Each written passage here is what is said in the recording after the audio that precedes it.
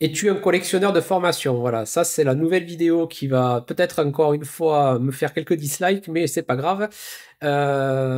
C'est ce mécanisme que je vois souvent de personnes qui ne veulent pas aller se confronter au réel, que ce soit consciemment ou inconsciemment, et qui vont faire une sorte de procrastination intelligente en allant chercher de la formation, de la data, de la data. Alors quand je dis formation, ça peut être aussi des livres, des formations en ligne, même dans certains cas des formations certifiantes.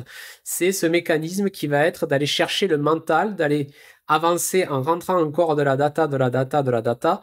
Mais même avec tout ça, à un moment, il y a une espèce d'appétit qui est jamais rassasié, qu'on va relancer derrière encore à refaire revenir de la data, de la data. Alors qu'il y aurait tout simplement peut-être à se confronter sur un problème dans le quotidien qui ferait que ce besoin pourrait se lever. Je te donne quelques exemples, encore une fois, que j'ai vus, hein. Ça peut être un manager qui va faire beaucoup de formations sur l'organisation, comment gérer ses équipes, tout ça, mais qui, dans le fond, a toujours ce truc qui n'est pas traité d'aller peut-être au conflit, par exemple. Voilà, ça peut être un exemple.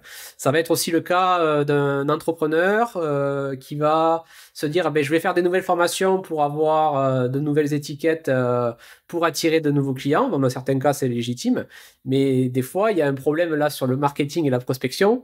Et la formation, une formation en elle-même ne vous amènera jamais de nouveaux clients. Voilà, ça peut être un autre exemple, c'est-à-dire fuir quelque part de se mettre en avant et le marketing et de présenter ce qu'on fait, en essayant de se cacher derrière une étiquette que pourrait nous donner une nouvelle formation, alors qu'on en a souvent déjà beaucoup.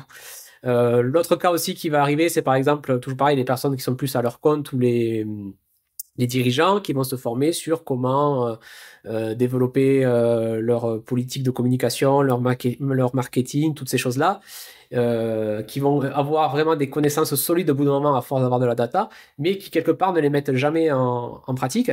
Parce qu'il y a toujours pareil, ce moment où il faut aller passer, on va dire, du mental, de la connaissance, à aller sur le terrain, où là, ça va aller souvent provoquer du méli-mélo émotionnel. Voilà.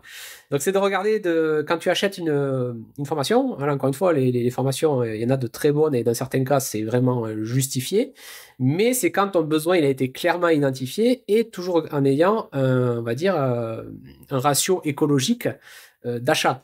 Voilà, si tu es comme certaines personnes qui me disent, ah, j'ai dépensé mais des sommes ahurissantes sur de la formation et qui derrière ne les mettent même pas en application, parce que dans certains cas, elles restent dans les tiroirs ou dans les disques durs, et quand elles sont finies, on compte encore un peu moins ceux qui vont aller le mettre et se confronter à la pratique avec.